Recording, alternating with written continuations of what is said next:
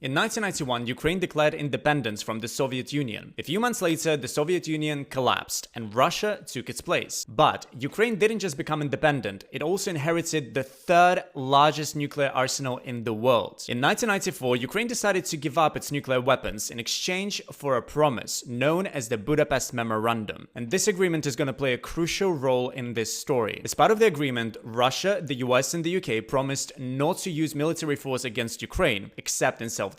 After independence, Ukraine was a little bit messy. It couldn't really decide which direction it wanted to take. Some wanted closer ties with Europe, others with Russia, and with every new election, the direction would change. In 2013, Ukraine's pro-Russian president, Viktor Yanukovych, was supposed to sign a major trade deal with the EU, but at the last minute, he backed out and sided with Russia instead. Ukrainians exploded in protests, first in Kiev and then across the country, which is now known as Euromaidan. It was the biggest pro-EU uprising in history, and it lasted for months. Many politicians had to resign, and in 2014, Yanukovych was ousted and fled to Russia, where he still resides. But just days later, Russian forces moved in and took a piece of Ukrainian territory called Crimea, which was a direct violation of the Budapest Memorandum. Russia's foreign minister Sergei Lavrov claimed that, quote, Russia never violated Budapest Memorandum. It contained only one obligation, not to attack Ukraine with nukes. But that was a lie, because there are actually 6 obligations in the Budapest Memorandum, and the first one is, quote,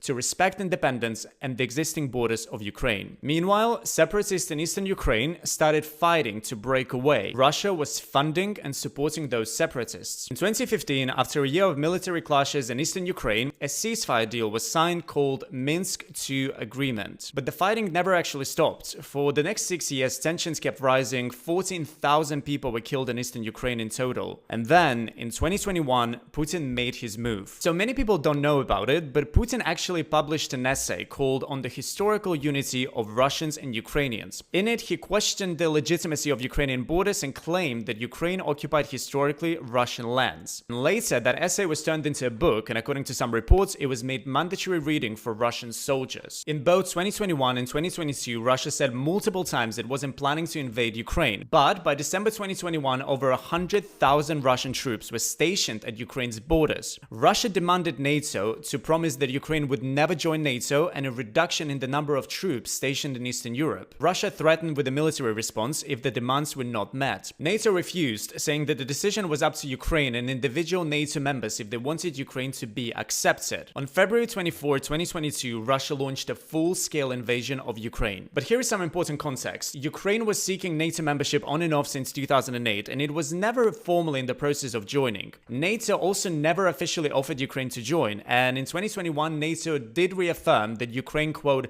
will become a member, but it also didn't give any timeline. Same year, the US Secretary of State said that NATO's door was open, but there were no immediate membership talks. So in order for a country to be accepted into NATO, all member states need to agree. Before the invasion, France and Germany were hesitant about it, and it's very likely that Turkey would have objected and blocked Ukraine from joining.